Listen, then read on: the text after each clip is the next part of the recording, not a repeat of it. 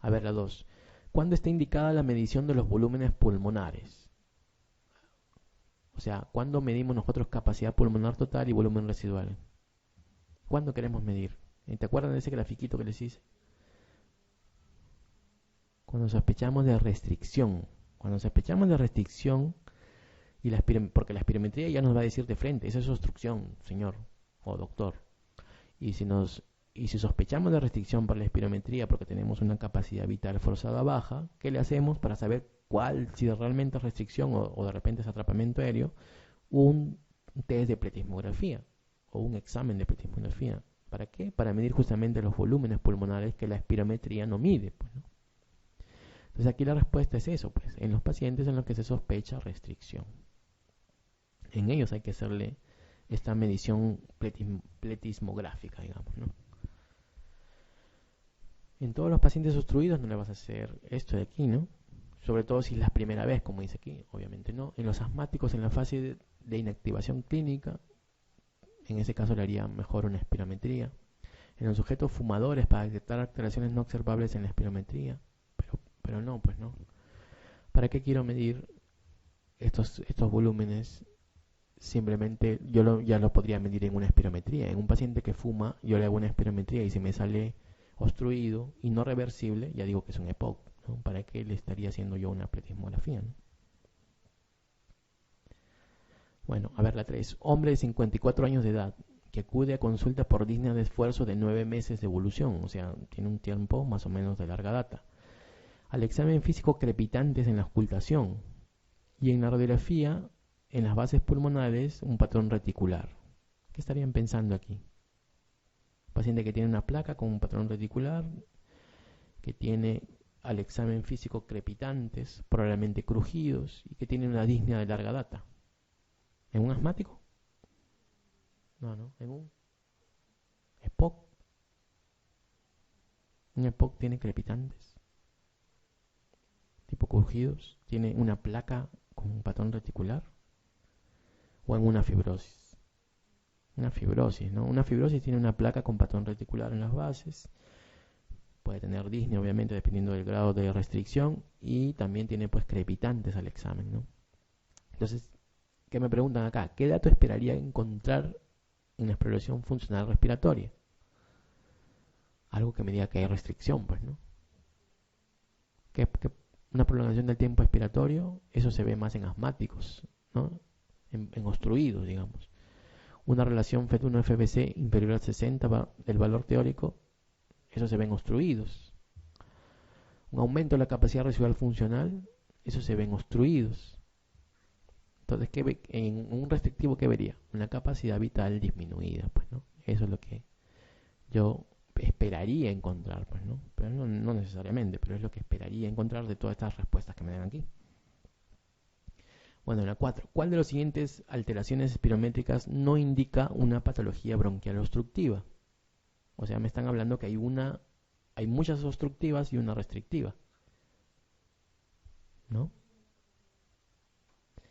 Disminución de la capacidad vital. Mira, ¿estás seguro? ¿Segura?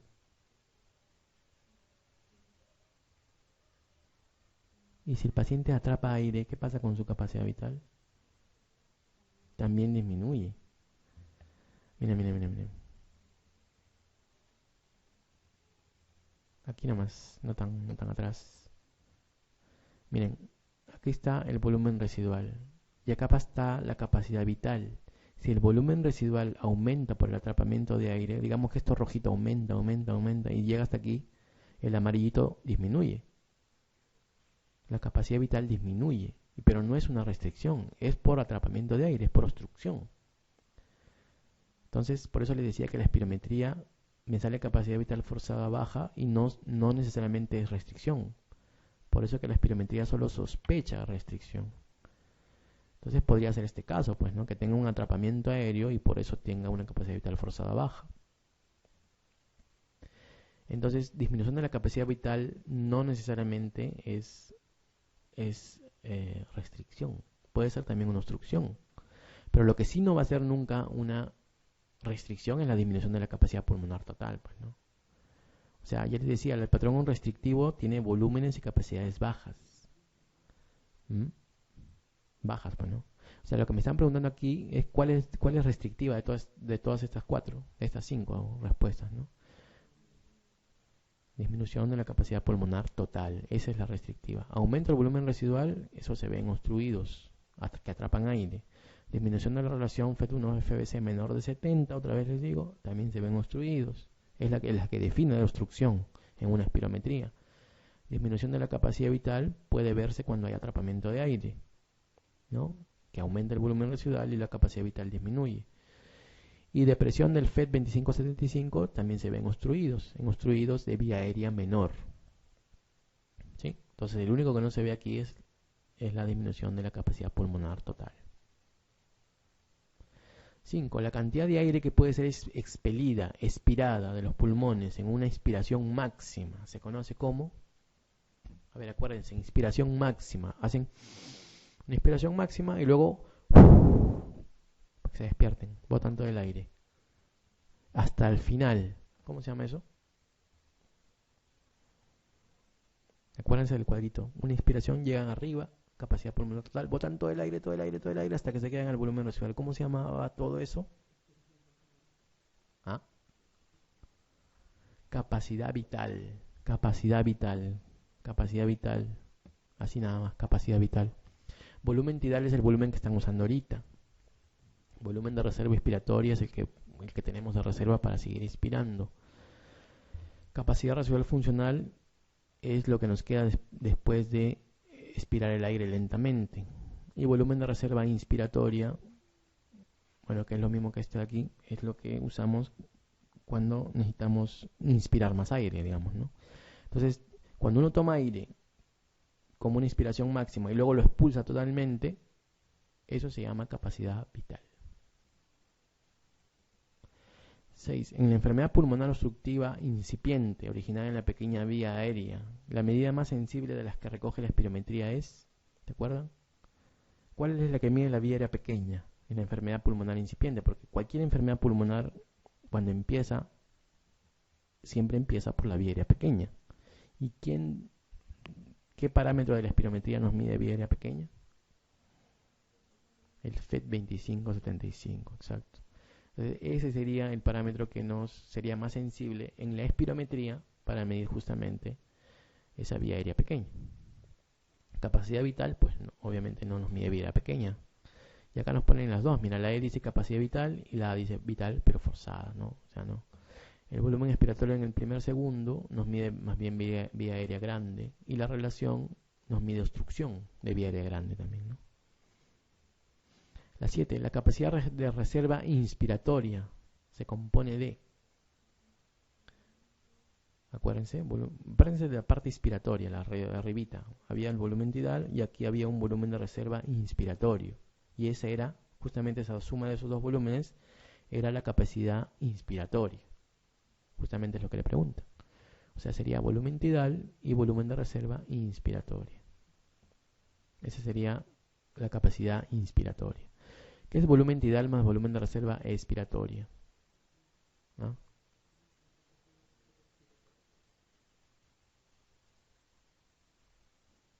No es nada en realidad. No es nada. Miren, vamos acá. Sino que se lo ponen ahí como para marearlos, pero no es nada eso, miren. Acá. Aquí se puede ver. No, acá no.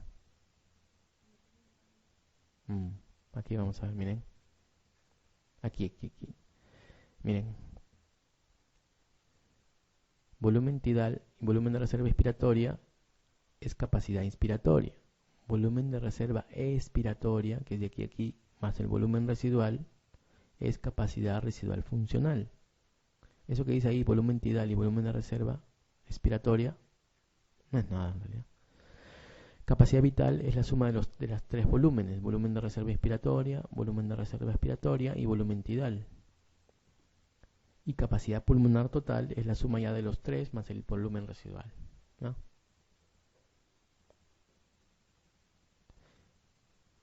Por eso acuérdense de ese cuadrito, nada más. Acuérdense de las maniobras y acuérdense más o menos de los nombres. Si estamos en la parte inspiratoria, todo tiene que ver con inspiratorio. Si estamos en la parte expiratoria, todo tiene que ver con expiratorio, ¿no? Por ejemplo, la E, miren. Volumen tidal más volumen corriente. Es lo mismo. Eso no es nada tampoco. Y así, ¿no? Los ponen para marear. Volumen tidal, volumen de reserva expiratoria, más volumen de reserva inspiratoria, más volumen residual, ¿qué sería? Los 4 volúmenes. Capacidad pulmonar total. Volumen tidal, más volumen de reserva expiratoria, más volumen de reserva inspiratoria, sin contar el volumen residual, ¿qué sería? Capacidad vital. ¿Ya? Acuérdense de eso. 3 volúmenes, tidal, expiratorio, reserva, inspiratorio y reserva, capacidad vital. Cuando a esos 3 volúmenes le sumamos volumen residual, capacidad pulmonar total. Capacidad inspiratoria, volumen tidal y volumen de reserva inspiratoria. Capacidad residual funcional, volumen residual y volumen de reserva expiratoria. A ver, ¿cuál de las siguientes alteraciones espirométricas no indica una patología bronquial obstructiva? Eso creo que lo vimos, ¿no? Así es. Ya la vimos. Este de aquí. ¿Cuál de las siguientes respuestas es cierta con respecto a las pruebas de difusión de monóxido de carbono o test de difusión de DLCO también se llama, en pacientes con espirometría con un patrón obstructivo y antecedentes de haber fumado? O sea, aquí me está diciendo que es un paciente que tiene un patrón obstructivo en la espirometría, que ha fumado mucho, chinito en quiebra, digamos, y que además le estoy haciendo un test de difusión. ¿Qué esperaría encontrar en ese paciente? Un paciente que ha fumado, que le hago una espirometría, me salió obstruido. ¿Y qué espero encontrar en el DLCO? En la difusión. Primero pensemos en el paciente, ¿no? Si es un chinito en quiebra que fuma mucho y está obstruido, generalmente estoy pensando en qué, en un asmático o en un EPOC. En un EPOC. Ya, está bien. ¿En qué tipo de EPOC? Hay 2 tipos de EPOC, bronquitis crónica y enfisema. En un enfisema de repente o en una bronquitis crónica. ¿Cómo lo diferencio? Con el test de DLCO, pues, ¿no? ¿Qué pasa con la difusión en el enfisema? Se altera. Porque ya les decía, se rompen los capilares, se rompen los alveolos, estaría bajo ese test de difusión. ¿Qué pasa en una bronquitis crónica, que también es un EPOC? No se altera porque estamos hablando de vía aérea. Y ahí el test de difusión no se altera. Entonces, con lo que les he dicho, ya pueden responder esto, pues, ¿no? ¿Qué sería ahí? ¿Qué esperaría encontrar? La A, que la predifusión sea baja y esto se correlacionaría muy bien con el grado de enfisema. Exacto. Esa sería la respuesta. O sea, miren, la preguntita nomás les dice más o menos el tipo de paciente, qué examen le estoy haciendo y qué cosa voy a encontrar en lo que me están pidiendo aquí, ¿no? Y así es sencillo de hacerlo. A ver, la 10. Respecto a la capacidad de difusión, otra vez, ¿no? De transferencia de monóxido, señale qué afirmación de las siguientes no es correcta. A ver, acuérdense ahí. ¿Cuál no es correcta? O sea, hay varias verdaderas y una falsa. Nunca va a aumentar en el enfisema, bueno, esa es falsa. Disminuye en el enfisema. En cambio, si disminuye en el embolismo recurrente porque hay una alteración en la obstrucción, entonces no hay hematíes que puedan ser llenados por ese monóxido. Disminuye en la fibrosis, eso es cierto, porque se engrosa pues ese intersticio. Aumenta en el síndrome de Guth-Pasteur. Guth-Pasteur es una hemorragia pulmonar. Como hay una hemorragia pulmonar, hay gran cantidad de hematíes, pues, ¿no? En esa zona de profusión. Y como hay gran cantidad de hematíes, como yo les decía, el monóxido va a pasar rápidamente a esos hematíes, o se va a subir rápidamente en ellos, y la difusión va a aumentar. Disminuye la hipertensión pulmonar primaria. Eso se explica por qué, porque en la hipertensión pulmonar hay un capilar obstruido también, o cerrado, digamos, ¿no? Una vasoconstricción de ese capilar. Si hay vasoconstricción, obviamente va a haber menos flujo de sanguíneo en esa zona, de difusión, digo yo. Y como hay menos flujo sanguíneo, también hay menos hematíes, por lo tanto la difusión también disminuye, ¿no? ¿Ya ven cómo se explica así? Así de fácil la fisiología, entendiendo cada cosa, pues, ¿no? Y eso es lo que le tratamos de enseñar aquí. A ver, la 11. El parámetro de la espirometría que representa la función de la pequeña vía aérea. ¿Cuál sería? Ya ese es varias veces. Exacto. Esa es. O ninguno. El FED 2575, también conocido en España como MEF. Por eso lo pongo aquí. Respecto a la pequeña vía aérea, señale la afirmación falsa. Por ejemplo, ¿comprende la vía aérea inferior a 2 milímetros? Sí, es cierto. Así se define como vía aérea menor de 2 milímetros.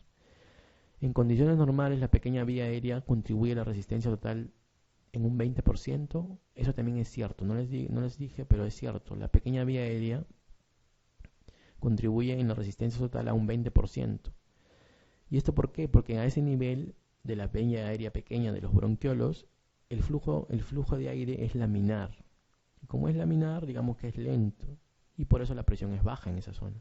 En cambio, en la vía aérea alta, en la vía aérea grande, no la pequeña, sino la grande, digamos la tráquea, los bronquios grandes, principales, los bronquios segmentarios, hay un flujo de aire turbulento, porque el aire entra, no es que choca con las paredes de los bronquios que son grandes, entonces hay un flujo de aire turbulento y ahí la presión más bien es mayor, que más o menos es el 80% del sistema respiratorio en la vía aérea grande, ¿no? Entonces, acordarse que en la vía aérea pequeña, porque el flujo es laminar, la presión en esa vía es poca, 20%. Y en cambio en la vía aérea grande, como el flujo de aire es turbulento y se choca con todas las paredes de los bronquios y de los bronquiolos grandes, la presión ahí es mayor, es más o menos un 80%.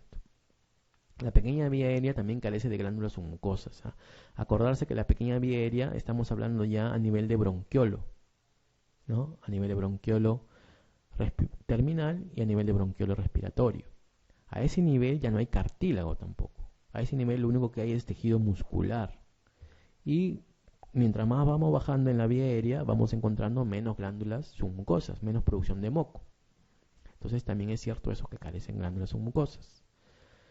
En caso de una enfermedad restrictiva severa, no se puede valorar la disfunción de la pequeña vía aérea, porque ofrece resultados no interpretables. Esto es cierto porque cuando la vía aérea es tan pequeña y si tenemos problemas restrictivos todavía que hacen que esto sea más pequeño, severo todavía como dice aquí, obviamente que los resultados no son muy interpretables porque todo está pequeño ahí, ¿no?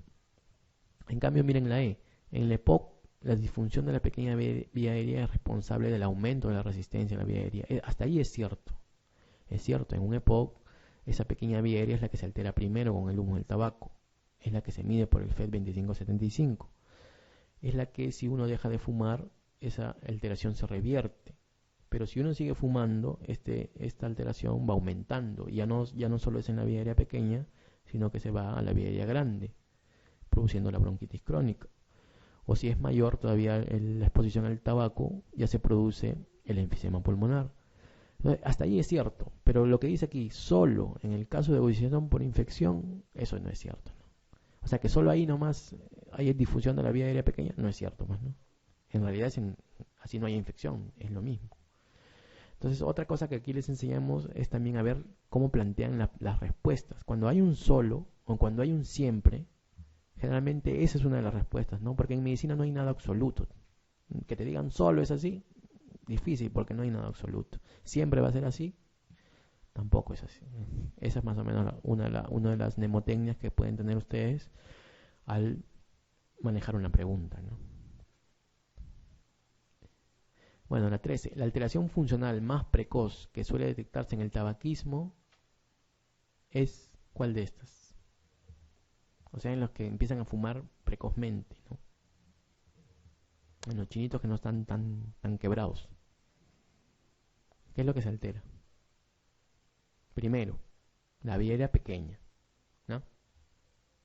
Entonces, de esas propuestas de respuesta, ¿cuál tiene algo de la vía aérea pequeña? La D, no sé.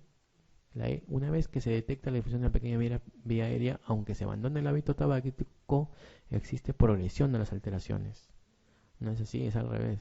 Si tú dejas de fumar, ya les decía, más bien esas alteraciones se borran, digamos, disminuyen. ¿Qué pasa con la A y la B? A ver. La B es un paciente con EPOC, ¿o no? Tiene FED relación menor de 70 que define ya obstrucción. y tiene FeV1 normal, pues es un EPOC leve, digamos, porque es un tabaquismo, ¿no? Estamos hablando de un paciente con tabaco, que ha fumado. Pero ¿qué pasa aquí? En la A, tiene relación mayor de 70, o sea, todavía no es un EPOC, o sea, la precoz, pues, ¿no? Y tiene un FET 25-75, o MES, como les decía, disminuido. O sea, este es el precoz, pues, ¿no? El que tiene alteración en la vía aérea pequeña y todavía no tiene EPOC. Entonces, esa es la respuesta, por eso. Por eso, esa es la alteración funcional más precoz, el tener disminuido la vía aérea pequeña, pero todavía no ser EPOC. Por eso que esa es la respuesta, pues, ¿no? Y la D, que dice no se encuentra ninguna alteración hasta que se detecte un patrón obstructivo, no es así, ¿no? Siempre, ya cuando el patrón obstructivo es como en la respuesta B, ya estamos hablando de un EPOC. Y antes de eso ha habido, pues, alteración siempre de la vía aérea pequeña. 14. El volumen de aire presente en el pulmón tras una expiración máxima se denomina, acuérdense, ver, tomo aire y boto aire. Una expiración máxima. Pero el volumen, ¿con qué volumen me quedo? Cuando yo expiro totalmente. Me quedo con algo de volumen, ¿no? O el volumen residual, claro. O con el espacio muerto. No, con el volumen residual me quedo, ¿no? Y si yo les dijera tomo aire y boto, así como están ahorita ustedes, por ejemplo, toman aire y botan, haciendo un volumen tidal. Y cuando yo expiro, ahí, ¿con qué aire me quedo? Si me aguanto ahí. Con la capacidad residual funcional. Porque ahí está el volumen de reserva expiratorio y el volumen residual. Entonces así les pueden hacer las preguntas, ¿no? Cuando hago volúmenes tidales y boto el aire, expiro el aire en un volumen tidal, ¿con qué volumen me quedo? Te pueden preguntar, ¿no? Con la capacidad residual funcional. Tienen que acordarse del cuadrito, bueno. Y así les hacen las preguntas, ¿no? Les mezclan ahí todos estos volúmenes. Por ejemplo aquí, el volumen de aire que permanece en el pulmón después de una expiración normal. Miren lo que les preguntaba. ¿Cuál es? El volumen de aire que permanece en el pulmón luego de una expiración normal.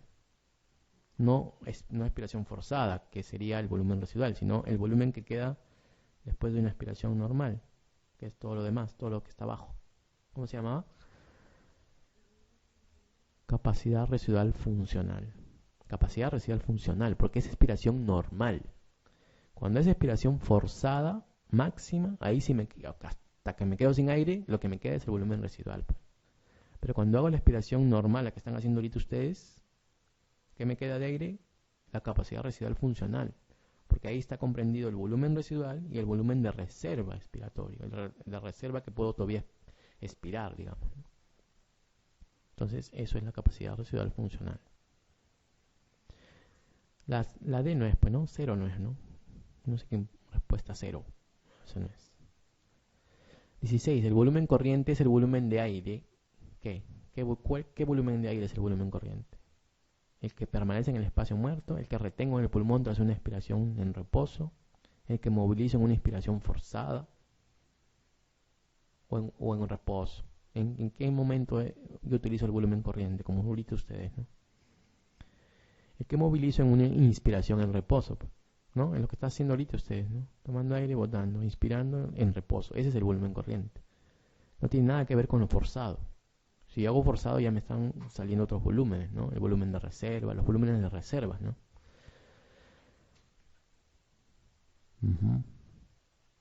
Bueno, este de aquí es para ver lo que es el flujo. Ya hemos visto algo de volúmenes, hemos visto algo de capacidades y ahora vamos a ver flujo sanguíneo en el pulmón. Flujo sanguíneo en el pulmón es más o menos decirles que el pulmón tiene un ápice y tiene una base y que la sangre obviamente va desde arriba hacia abajo, ¿no? O que el corazón tiene que tener una presión tan alta para que la sangre suba hasta el ápice y luego vaya bajando. Pero esto se produce ¿por qué? Por gravedad, pues, ¿no? Igual como la columna que ven aquí del líquido, que también baja por gravedad, igual la sangre se distribuye también por gravedad en el pulmón.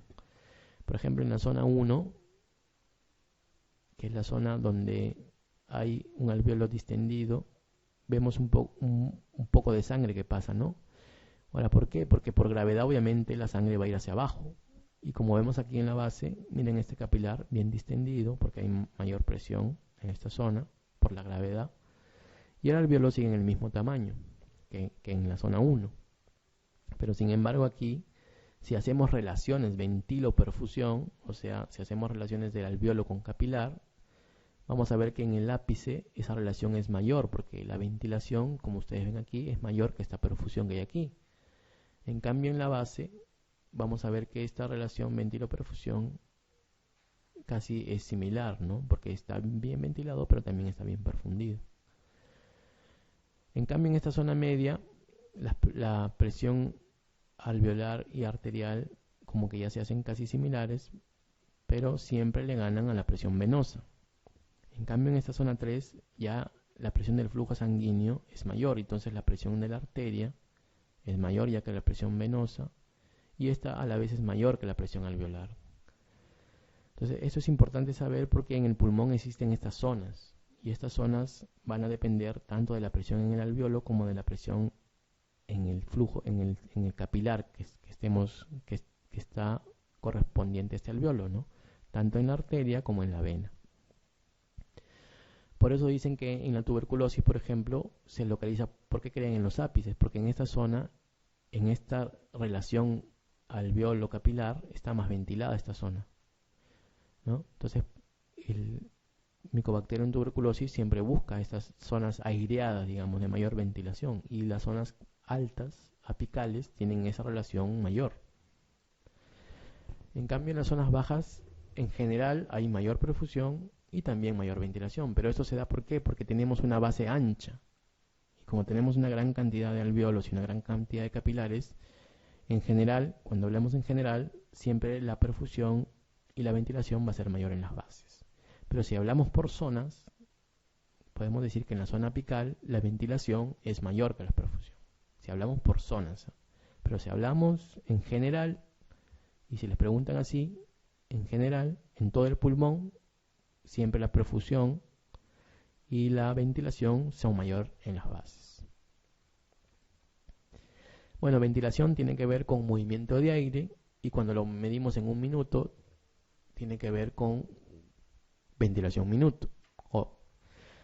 Esta ventilación a nivel pulmonar se da también por movimiento del volumen tidal o del volumen corriente. Pero este volumen tidal o volumen corriente también corresponde a suma de dos volúmenes, que es el volumen del espacio muerto y el volumen alveolar.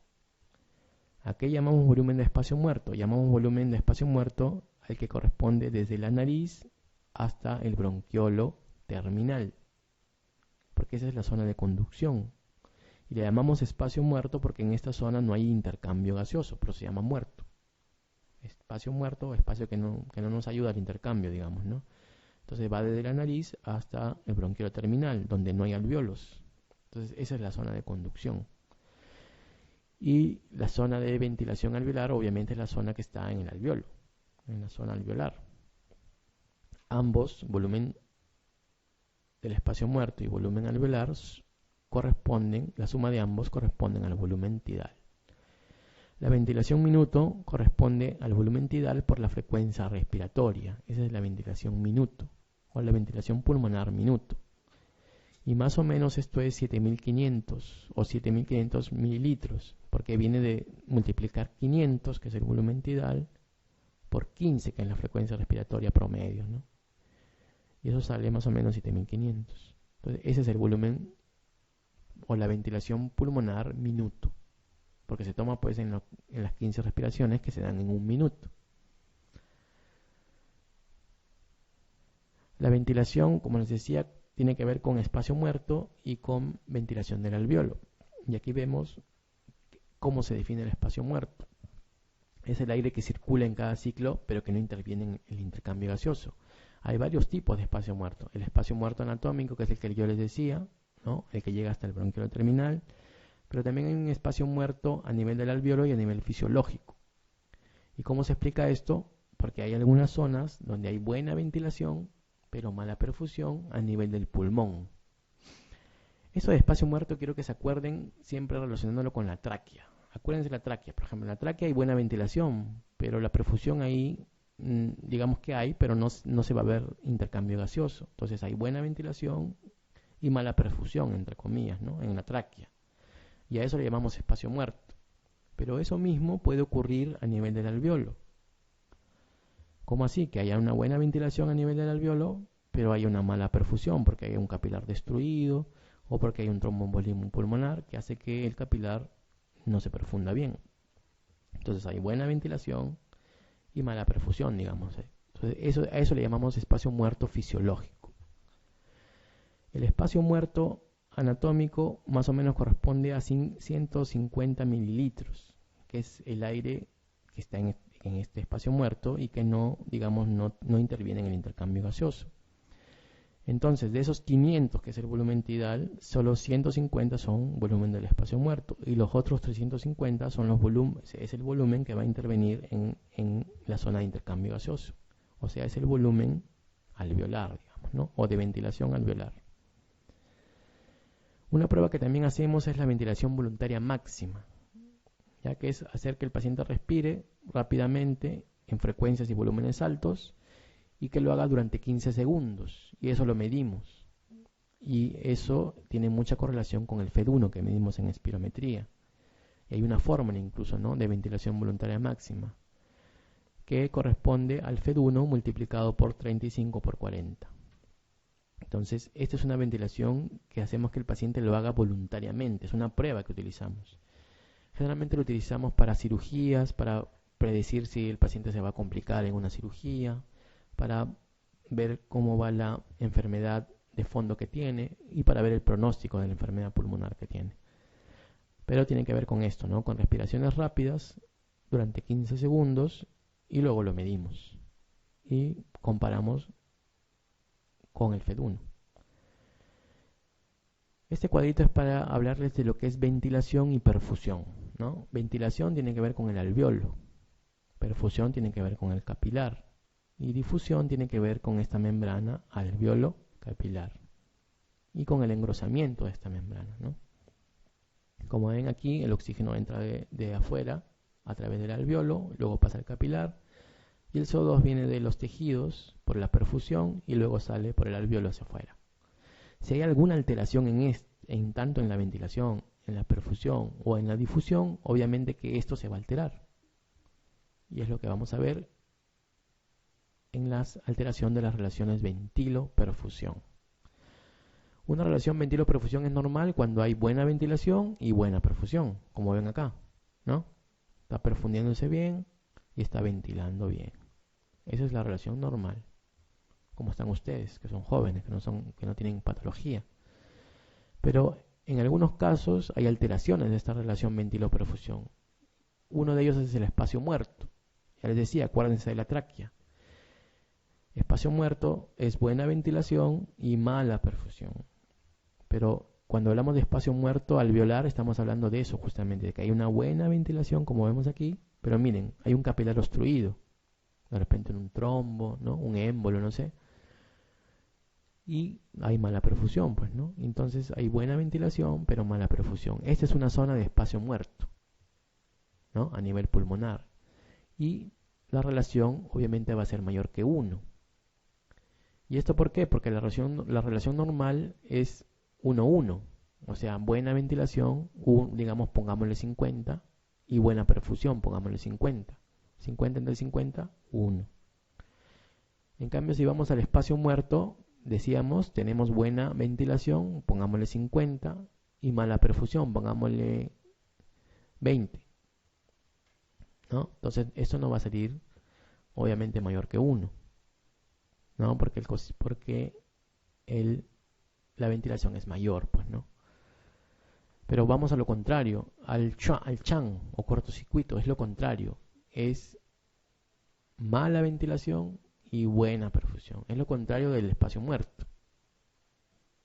Entonces, si tenemos mala ventilación, digamos 20 arriba y 50 abajo, o sea, buena perfusión, esto no va a salir menor que 1, pues, ¿no? Acá es 111, hasta la secla se equivocó, es menor que 1, menor que 1. Entonces, si es menor que 1, obviamente hay mala ventilación. Y es lo que vemos aquí, miren, mala ventilación por obstrucción de la vía aérea, por asma crónico, por espasmo severo, o también obstrucción por contenido proteínáceo en el alveolo, por ejemplo en el ARDS, ustedes han escuchado, ¿no? El síndrome de distrés respiratorio agudo. Ese síndrome de distrés respiratorio agudo produce material proteínáceo a nivel del alveolo y digamos que lo tapona el alveolo. Entonces ese es un clásico ejemplo de CHAN o de cortocircuito, donde vamos a ver que si esto está ocupado, el oxígeno viene por aquí y no puede pasar al capilar. Por eso que la presión de oxígeno baja. Por eso que la saturación de oxígeno también tiende a bajar en un CHAN. Porque hay mala ventilación, pues, ¿no? Y buena perfusión. La perfusión está excelente. El problema es la ventilación aquí.